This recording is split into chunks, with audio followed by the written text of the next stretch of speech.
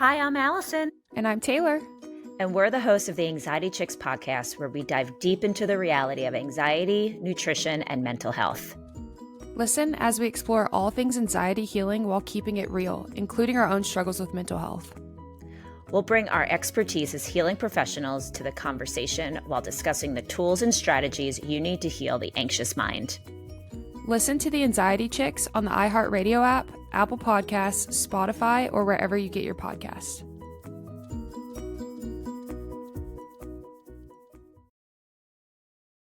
Hi, everyone. Welcome back to the Anxiety Chicks podcast. I'm Alison and And I'm Taylor. And we're so excited to be back with you today. We have another great episode for y'all. First, I want to say thank you, everyone, for subscribing and writing us a review. We really appreciate it. We're always looking for more, though. So if anyone can help us out with that, that'd be great if you really enjoy our podcast.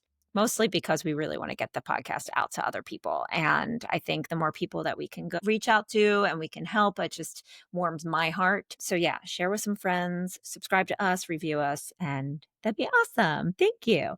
All right. So we're going to get into our topic today. This is actually something that is near and dear to my heart because I feel like this happens to me a lot. So a lot of times, Taylor, I want you to chime in, but a lot of times I wake up or it's like a weekday or a weekend, whatever, and I really just don't feel like doing anything.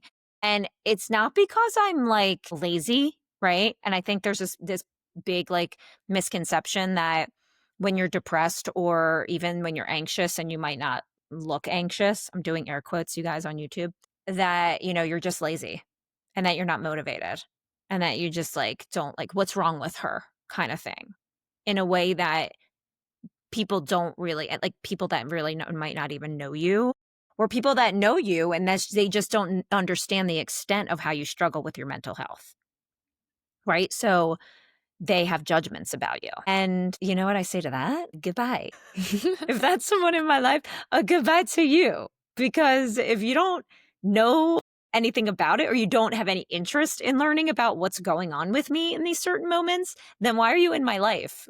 You know? Does that ever happen to you?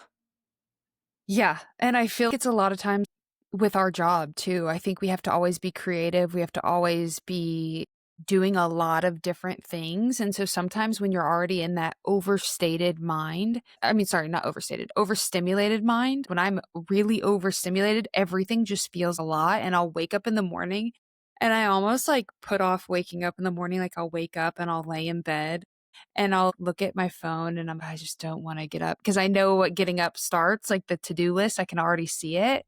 And sometimes, yeah, some days I can accomplish 1,000,005 things. And then some days I just really feel I can't do one task. And I think the hardest thing for me, and maybe you'll discuss this today, is that I beat myself up when I do have those days. And it's just anger, irritability. Those are the emotions I can think of that I feel when I have those days. 100%. I think that all bleeds into this exhaustion, right? That may look like laziness, but it's not. All of that bleeds into it. If you're someone has high functioning depression or high functioning anxiety, you're someone who is also a perfectionist, and you are constantly trying to get everything done that in your brain you're pressuring yourself to get done. So not only are you, showing up for work and really showing up and maybe going above and beyond and working late or coming in early, but you're smiling and you're being productive on the outside and you're just going along with the meetings and, you have this pressure, you're keeping it all together. And literally inside you are drained. You are struggling. You're judging yourself. You are hating yourself. You're thinking that nothing you did is good enough. And then same thing with a high functioning anxious person, right? You're you're almost in this constant state of fight or flight and burnout, but no one knows it, right? You're on overdrive. Okay, blah, blah, blah. And then what happens is you have these days where you wake up and you literally don't want to do anything. You're almost paralyzed, right? So there's almost no balance. And I think that it's, That's what the hardest part is of this, all of this, of what we're talking about today, is like actually finding a balance between it all. Because I think when you have those days, like there's like doing nothing is something, right? Like doing nothing is something, especially if you are in that category of high functioning depression, anxiety. Like doing nothing is something. Now, both extremes are not good, right? You don't want to fall into like a depression spiral where you're doing nothing for 2 weeks and in your bed. And then you don't want to fall into this like high functioning spiral where you're just not slowing down or not sleeping for 2 weeks. None of either of those are good. But but doing nothing can be really healthy if you just balance all of that out. Right. So it's good to be ambitious and work at your job and want to work at your relationships. But it's also good to say no to things. It's also good to not feel like doing anything. That's okay. That doesn't mean you're lazy. Right. I mean, if anything, I think the people, or maybe yourself that judge it yourself, or the people that are judging you for being lazy, they're so used to seeing you as this like high functioning person. Yes. And they're so used to seeing you on and on and on and go, go, go, go, go all the time that when you're not, then maybe they judge you and think you're lazy. And that is not the case at all. You know what I mean? One of the best quotes I heard once was, "You're not relaxing. You might take a lot of time that you think you're relaxing, but you're not actually relaxing if while you're relaxing, you're thinking about what you should be doing instead of relaxing." Break that down. Mic drop. Okay. Mic drop. No, seriously, when I Totally. heard that one day, I was like, caught. Right. Well, and so that's also the basis of when you think of people that have racing thoughts. I mean, you could say, yeah, well, I was relaxing. I don't know why I had a panic attack. I was just sitting on my couch watching, whatever. It's your brain and your body are still hyperactive when you have anxiety or even depression, right? It's more hypo aroused, but there's still something else happening biologically in your brain, even if your body is still. So, yeah. So feeling like not doing anything, your body and your brain might, or your brain at least, might still be racing, and it's really hard. So that's why it's really hard for a lot of people that are high functioning anxious or high functioning depressed people to actually slow down, because one, people perceive it as lazy.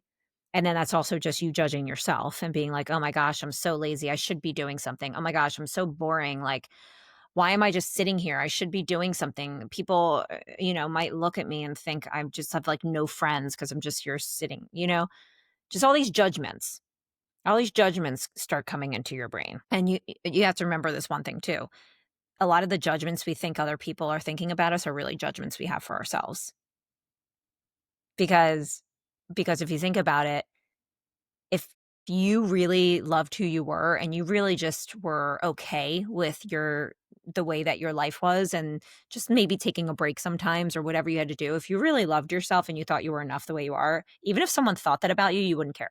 It wouldn't be consuming you. You Yeah. know what I mean? And your productivity wouldn't be connected to your self-worth. Yeah, 100%. And so here's the thing, you guys. Here's like why it's not lazy. Okay, let's talk about this. Laziness implies like a lack of desire or care, right? Like you just like have no desire, no care. And that, while that may be true, if you are going through a really hard spiral of like depression, right? And you're in the category of a depressive disorder, that's a clinical issue, right? Also, I wouldn't even call that lazy either, because that's an actual clinical issue. That's something your brain is telling you, like it's impossible for you to move forward with functioning in life because you have a clinical disorder. You're not lazy, right? And so also, like with this laziness thing, I feel like it's just an insult to say that to somebody, because I think that maybe there's people that they want to be motivated to do things and they just can't. There's things that are really hard for them that wouldn't be hard for someone else to do. You know what I mean? So like maybe you want to do things, but you just are not able to. Your mind and your body won't let you do that. Again, that's more kind of like a depressive, if someone's in a clinically depressed state. So like, I just want you, I don't know. I want you to really look at that and think of, the moments where you're judging yourself for quote unquote being lazy, and really become more clear about like what might be going on, right? Like, are you just taking time because you are over functioning a lot of time of your life? There you go. You know what I Or mean? you're overworked and you need to take a step Right. back, like, you have to take breaks. Like, I think we live in this culture and society where we are in this Tony Robbins, "Go, go, go, 5, 4, 3, 2, 1, get up, do it all." Like, we're in that culture of this, like, work, hustle, be this, be it all, do it all, and I think that makes us look at just being a normal human being as lazy. Like, really, if we're not doing the David Goggins running 5,000 marathons a Yes. day, if we're not doing all that, then we are, air quotes, lazy. And I Right. think that's an issue. Right. Like, it's just it's okay. It's okay to kind of have these days where It's you okay to are not. right, where you're just being, right? And actually that's like good if you can do that again. If you're just being, like you're still, but your brain is racing, that's not the same thing. You're going to need to work on how to kind of quiet the brain too. So there's physical exercise to quiet your body, and then there's brain exercises that can quiet your brain. And you want to do both of those. You want to set aside time for both of those. And the times when you are, feeling like you don't want to do anything, it's not that those are good times to do those things because, and that is not being lazy at all because you actually are doing work on yourself. You're working on your brain. You're doing some exercise for your brain, and maybe you're moving your body in a regulating way. You know what I mean? But if it's really hard for you to get started on those things, like if you're work, work, work, work, work, that you can't even do any of like you're so depleted where you have no time for like a 10-minute stretch or or a journal, maybe journaling or some type of cognitive exercise that you know is going to be really good for you. Start slow. Okay? Start with some like micro movements. So set the bar really low, right? And then maybe go lower than that, right? Because maybe the setting the bar low is, okay, I'm going to do a yoga class for 15 minutes. And then that's even hard. So maybe the bar is like, you know what? This is my day to do nothing, but instead of staying in bed all day, I'm going to actually go out to my couch and maybe make a really healthy meal. I'm not just going to stay in bed. I'm going to get something to some water. Maybe I'm going to sit up in bed, right? Maybe I'm going to take a shower, right? And then break them into like small tasks. See if you can kind of chunk them up and really try and make these kind of micro habits on these days that you're depleted.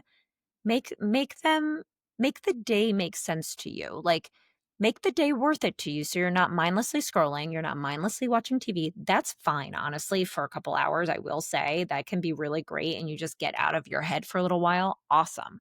But incorporate some of these other things in there, right? Maybe incorporate like short breathwork practice, or maybe you do like a meditation. Maybe you really try and teach your body like how to just be still without any other stimulation. Like that's the biggest thing, without the stimulation of the social media or the TV or the music. Like, can you just be, right? And your body will love that. I'm sorry, but it will. When it starts learning it, it will.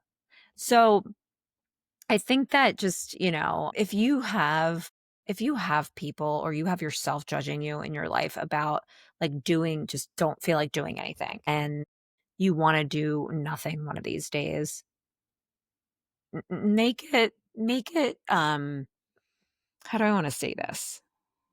Because I don't want to make it like work, right? Like I don't want to make it like a job because if you're high functioning and you're over functioning all the time in other parts of your life, you might be thinking, "Oh my gosh, now I have to like do this when I just want to like watch TV for 10 hours." Okay, that's not helping your brain. That's not helping your over functioning brain when you do that either, right?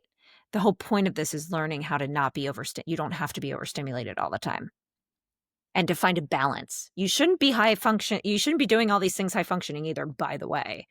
Where you're like working 10 hours and then you're saying yes to everything. That's not healthy either. So finding a balance is good, but you want to incorporate a lot of the self-regulating practices into your daily life. Like I just said, right? Breath work, try EFT tapping. It's one of my favorite. Oh my gosh, it gets your brain out. Look it up. EFT tapping. I have it in my books. body scans, meditations, progressive muscle relaxation is amazing. Like, look that up too, is one of the most calming things. Just give yourself permission to try those things and don't worry about doing it perfectly. I know that's really going to be hard, but that's really going to be my healing tip of the week, is to just try some of these practices and just one. Just try one on that day and see how it goes. And then try another one and really just Yeah, give yourself grace, you know? just give yourself permission to do things without guilt. Just give yourself permission to, even if you want to watch the reality TV show, make a little note during this. I'm going to do something to be kind to my brain. I'm going to do some progressive muscle relaxation to be kind to my body. Like telling yourself that you're doing these things to help yourself in the long run so that when you do have these days where you just want to relax and do nothing, you're able to actually do that and not beat yourself up that you're not doing anything. So give yourself 100%. grace. I love that. All right, guys, I know this was a short one, but I think we got a lot of good information from it, you know? You're not Yeah. lazy. No, you're not lazy, and you deserve to have a day, okay? But find a balance. Okay? That's the biggest goal, is find a balance. All right, you guys, love you so much. Make sure to review and subscribe and all that good stuff, and we will see you next week. Bye. Bye.